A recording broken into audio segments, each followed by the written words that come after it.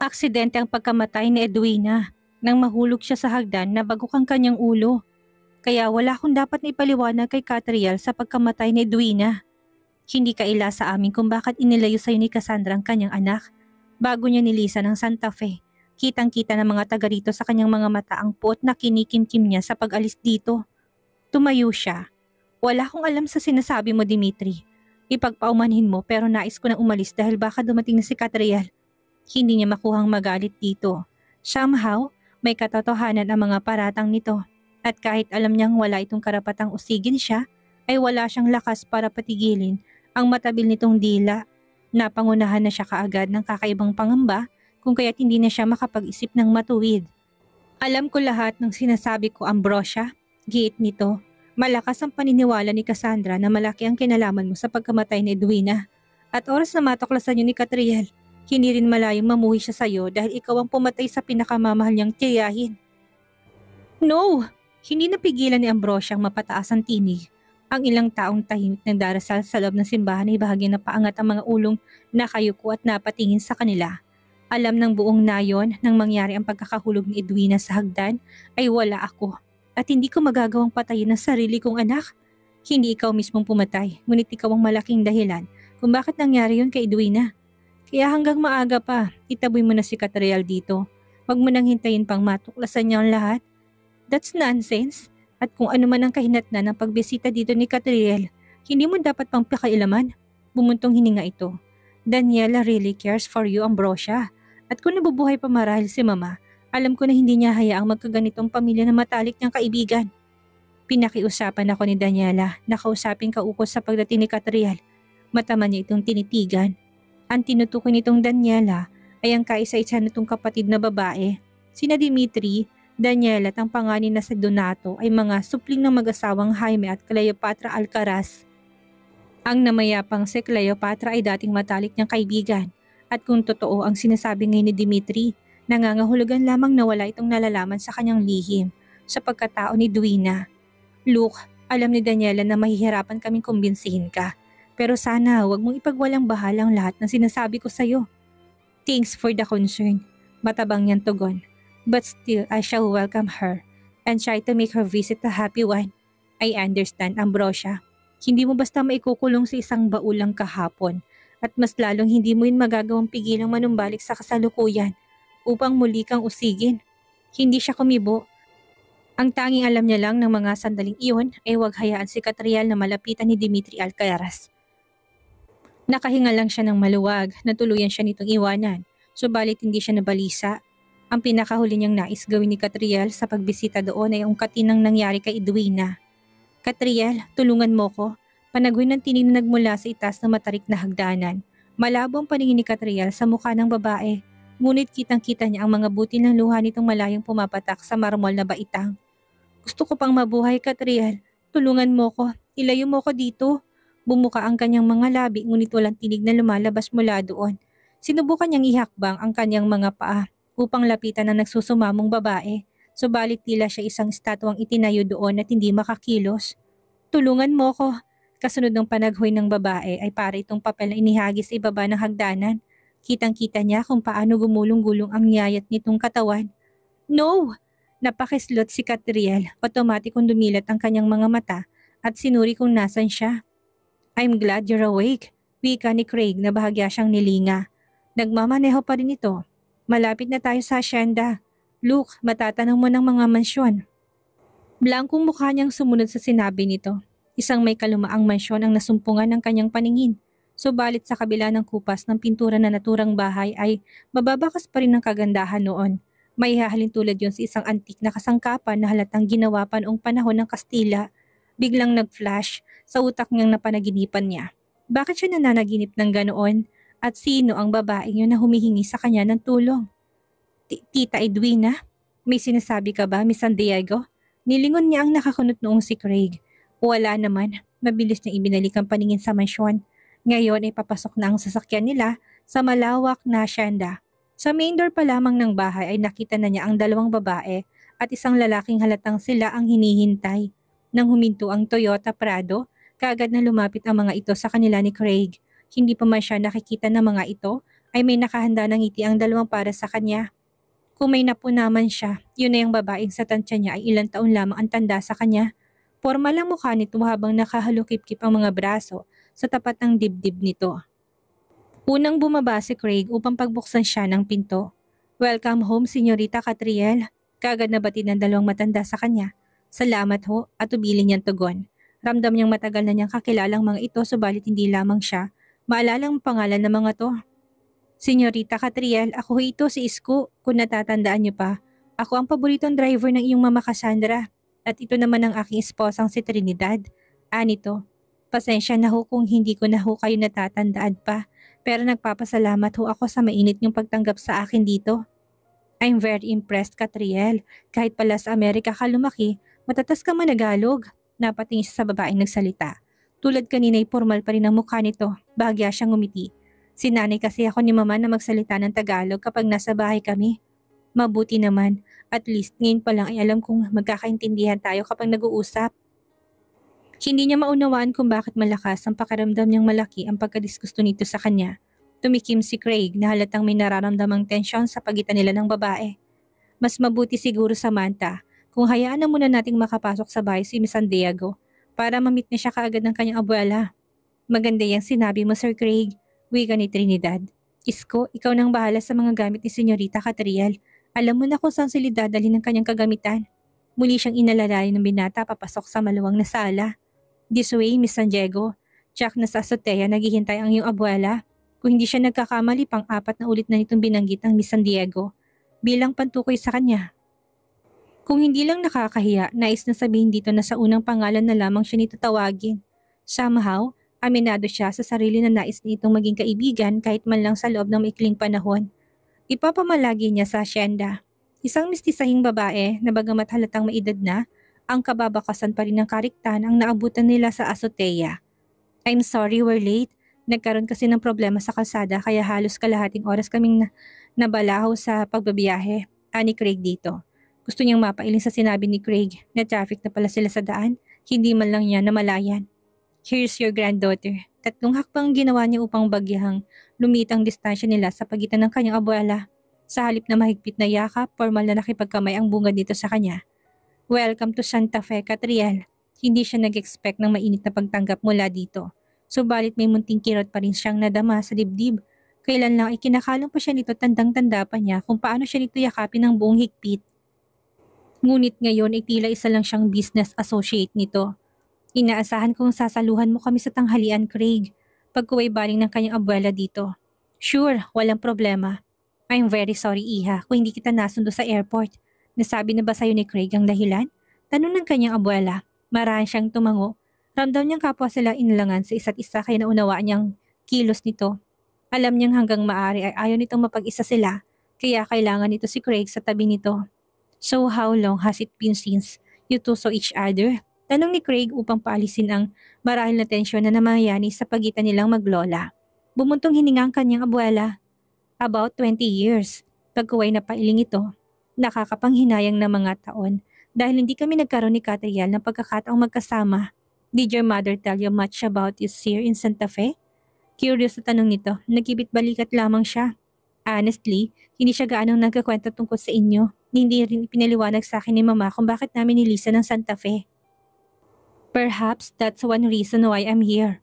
Wala tong naging komento sa sinabi niya at parang nabunutan to ng tinik sa lalamunan na bumungad si Samantha sa azotea. "Join us, Samantha." Sa halip ay sabi nito, "Natatandaan mo pa ba ang pinsan mo, Catriel?" Baling nito sa kanya. "We've already met, tita. Hindi ko nga lang naitanong sa kanya kung naalala pa niya ako. Anyway, natutuwa akong malamang Pilipinang-Pilipina pala itong si Catriel. Akala ko kasi hindi siya marunong managalog." Ani naman ni Samantha. Napansin niyang Freddy ng ngiting ibinibigay nito sa kanya. Bagay na gustong ikapagtaas ng kilay niya. Hindi niya maunawaan kung bakit ibang pakikiharap ito sa kanya ngayong nasa harap sila ng kanyang abuela. "Natutuwa ako at mukhang magkakasundo kayo ng apo ko, Samantha. I'll be glad kung dalawa kayo ni Craig ang magsasalita para i-tour sa buong Santa Fe si Catriel." "Why not, tita? By the way, Catriel, I'll give you a tip. Kung gusto mo magkasundo kayo kaagad ni tita, well dear, don't call her Lola." Sa kauna-unahang pagkakataon nakita niyang lumitaw ang dalawang biloy sa magkabilang pisngi ng kanyang abuela. "She's right, Catriel. I want you to call me Mama. Yes, Mama.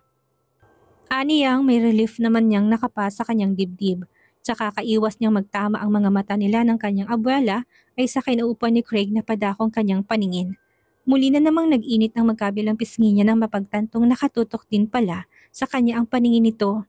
She wondered, kanina kayang natutulog siya sa sakyan nito ay tinititigan din siya nito? Ang isipin pa lang yon ay naghatid na ng kakaibang kiliti sa puso niya. Craig, ikaw nang bahalang maghatid kay Catriel sa kanyang magiging kwarto.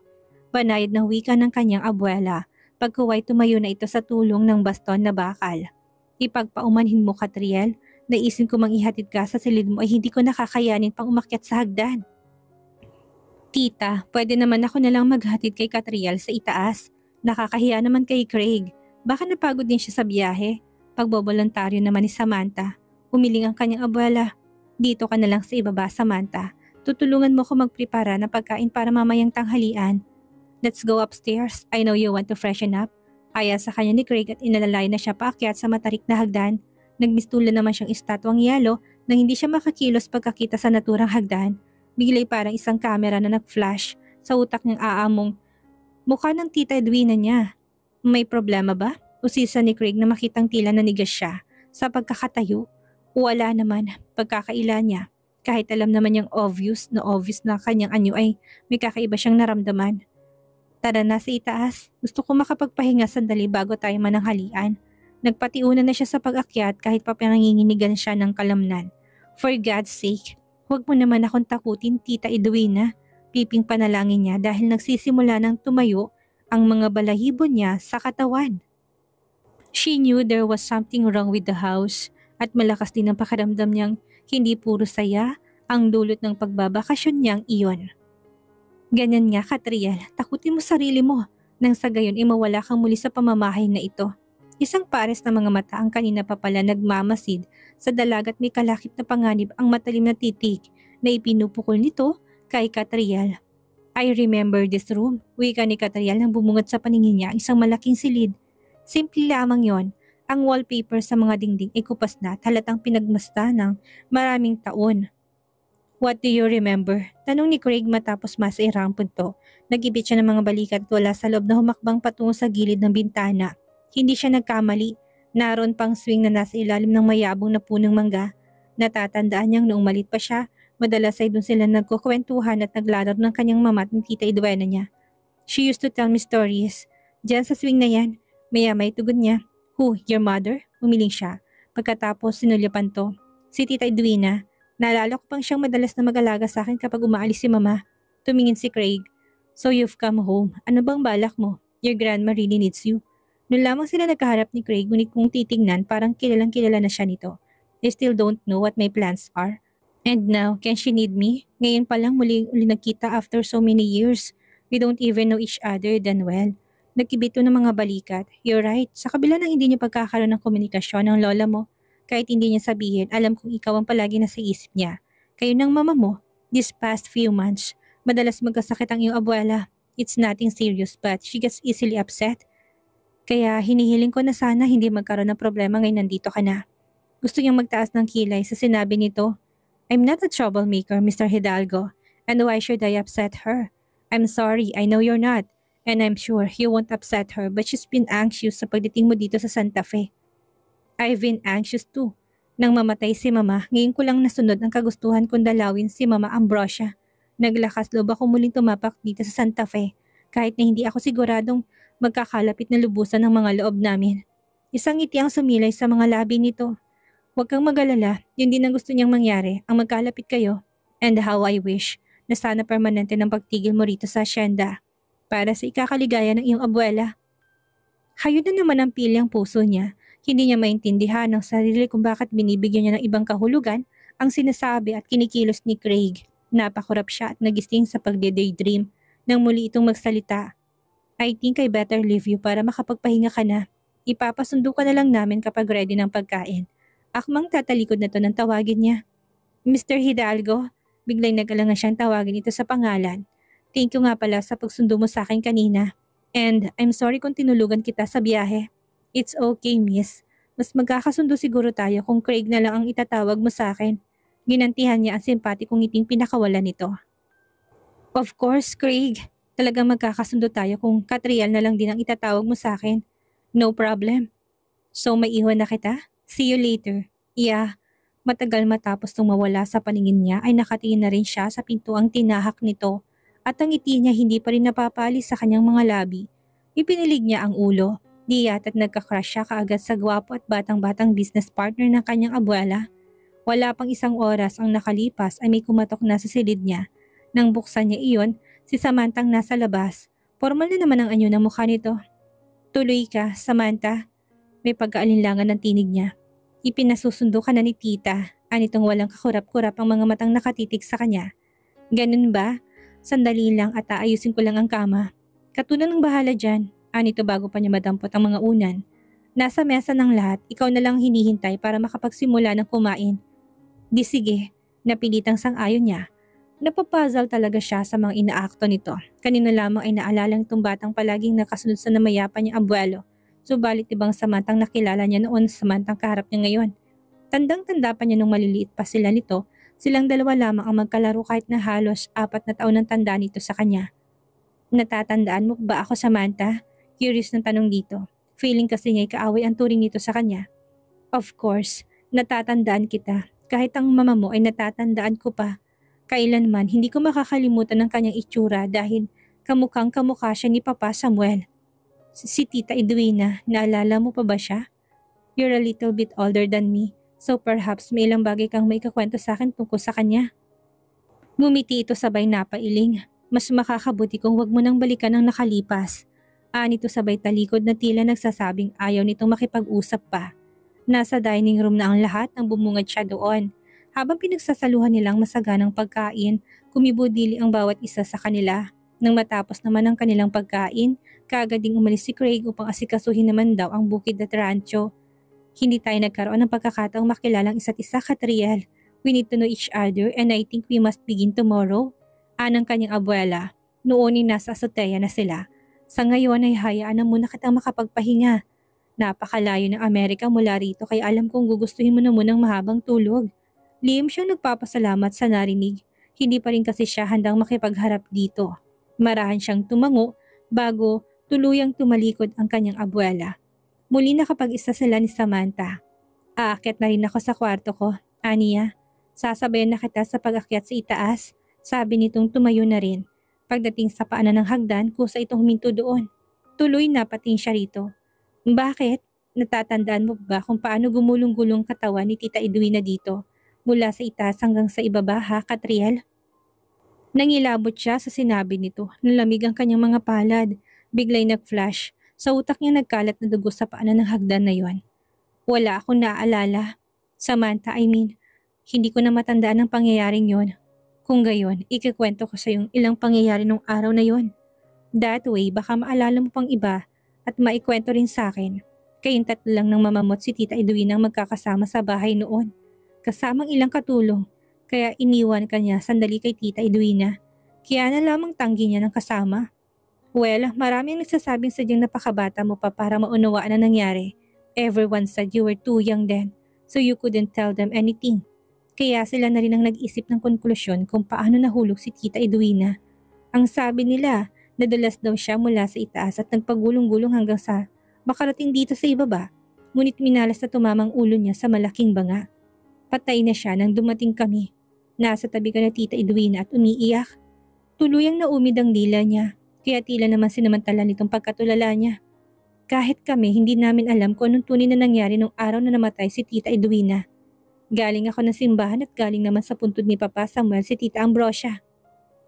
At dahil wala ka pa rin sinasabi hanggang ngayon, sa tunay na dahilan ng pagkakahulog ng tiyahin mo, nananatili pa rin isang malaking palaisipan kung paano siya nalagutan ng hininga sa hagdanang ito. Sunod-sunod siyang napailing at kusang tinakpan ng 2 kamay ang magkabila niyang tenga. Ayaw na niyang marinig pa ang nakakakilawot na kwento nito tungkol sa nangyari sa tiyahin niya. Look, Samantha, aware ako na may nangyari hindi maganda sa bahay na ito. But I'm sorry, masyado nang malabo sa alaala kong pangyayaring yun.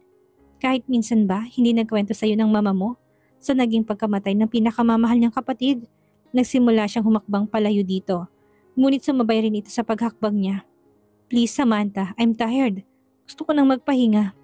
Sukat doon inagtakbo siya paakyat upang hindi na nito maabutan pa.